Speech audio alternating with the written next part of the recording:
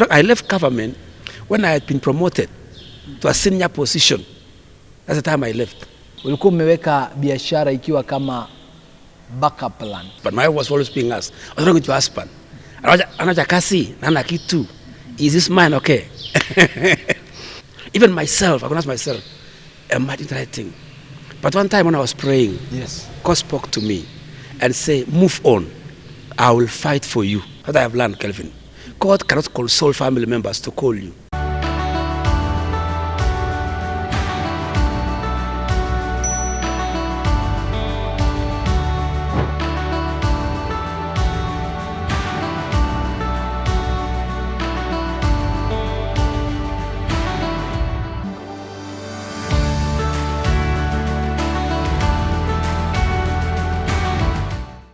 Na Jumanne nyingine ambayo Mwenyezi Mungu ameweza kuifanya imefanyika kwa baraka. Sote tunajumuika pamoja, ikiwa ni majira ya saa 1 zikiwa zinaelekea saa 2 za jioni, kipindi kikiwa ni changamoto za kiroho, mahala ambapo tunaangazia safari za wachungaji, maswala, safari, changamoto, masaibu ambayo wamepitia ili kufanyika baraka maishani mwa wengi. Walipitia vipi? Walilipa gharama ipi ili kuweza kufanyika baraka maishani mwa sisi wote na kufanyika wa maana maishani mwetu? Siku ya leo sipo peke yangu, ninaendeleza simulizi hadithi yake mchungaji Askofu Augustine Rugut kutoka kaunti ya Narok, na tunaendeleza safari ambayo ametueleza ni safari ambayo ni ya kujenga moyo, kuanzia maisha ya chini katika kaunti ya Kericho hadi sasa safari yake ya kuingia katika shule ya sekondari, ya kujiunga na chuo kikuu, ya kuwa mhandisi, ya kuwa mwalimu na kuwa mchungaji. Safari zote ambazo kwake anasema zimekuwa ni safari za changamoto, lakini kwa sasa ni ushindi na kusherekea ushindi wake Mwenyezi Mungu. Karibu kwa mara nyingine tena kwa kujumuika pamoja nasi, na tunashukuru tena kwa mara nyingine kwa kuendeleza simulizi yako, kwa kutochoka na kusimulia Wakenya na mtazamaji simulizi yako ambayo ni ya kutia moyo. Na pengine tulikuwa tumefika mahala ambapo ulikuwa sasa unajiunga na uhandisi, engineering. Yes.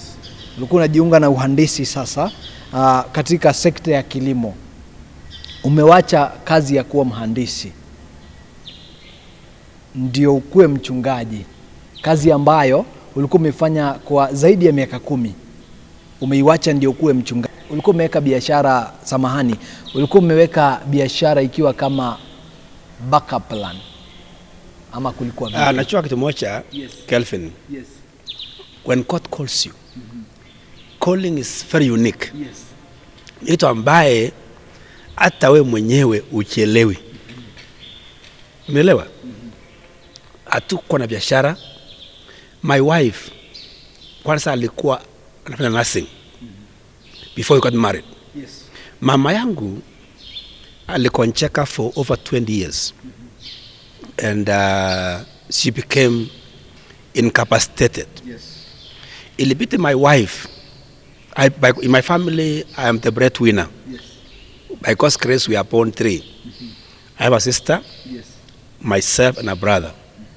So my parents, I became the breadwinner in the family. Yes. Now, my wife had to leave employment to take care of my mother, Yes.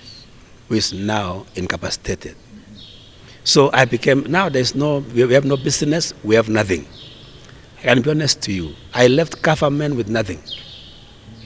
And even people asking, what's wrong with your husband? My wife was always being asked, what's wrong with your husband? Anaja kasi, nana kitu. Is this mine okay? One time my wife told me, people asking me, what's wrong with your husband? She's like, nini? Amefuata dini. I think I never told something else. I left another church. Nilifukuzwa basically. Walisema kuanzia leo wewe you're not our member again. Why? Hiyo kanisa hawaamini wa mambo ya kiroho. Nilikuwa na ubiri mara nyingi, lakini shida ya kwamba wakasema hii roho si yetu, hatuamini hii roho kuzungumza na lugha. a lot of things about spiritual things. So they say from today, kanisa imesema, and my local church pastor was sent to come and tell me, kanisa imesema kuanzia leo, we are not with you. Then the Muse told me, lakini kama hilo ni ya Mungu, Mungu hajakufukuza. That Muse became a close friend of mine until Tuesday he passed on. That's our story. That's our story. We must discuss now. So now, mambo ya kuitwa na Mungu, the calling of God, I have learned something very unique. Ni ngumu kueleza, ama wewe mwenyewe uchieleza. When I was living in government, one of my children asked me, Dad, I call all my kids.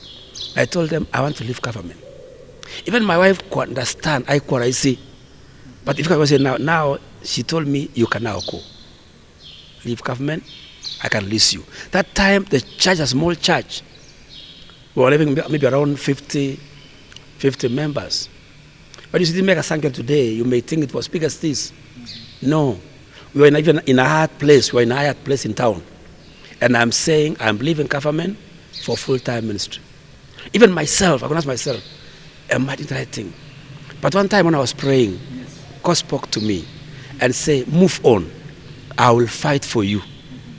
I will fight for you. So I had a word that God has spoken to me and said, I will fight for you. And I had a clear voice. One of those rare areas I have had God speaking clear to me. So I knew God have said, move on. I will fight for you. So one of my kids asking me, Dad, you are leaving government. Mom, afanye kazi. Who will pay school fees for us? Can you ask that question? These are primary school kids. That time I had I think there were 3 children in primary school.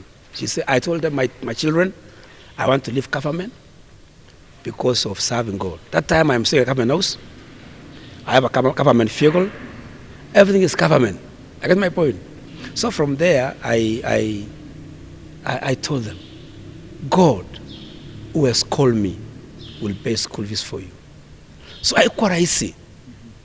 We start very down. Haikuwa rahisi. Even the church was starting, even the members who are there, hata walikataa. Some members were telling me, Pastor, don't leave government. Sina nyumba, sina anything, and I'm an engineer. People I want, even my own family members. My uncle asked me, Uncle, tumeona kwamba unapenda Mungu. Si upe Mungu half of your salary. And then you continue in the government and serving God. Because you love him, give him half of your salary. Nikaambia my uncle, Mungu ana shida moja. His problem ni kwamba he don't console family members when he's calling somebody to ministry. That I have learned, Kelvin. God cannot console family members to call you. You know, sometimes people may think somebody just want to go to preach for other motives. If preaching was an option, I couldn't have continued in government. You know what I'm saying? Yes. I was an engineer. I was a senior. In fact, I left government when I had been promoted to a senior position. That's the time I left. At that time, the increment was 5,000 in 2006.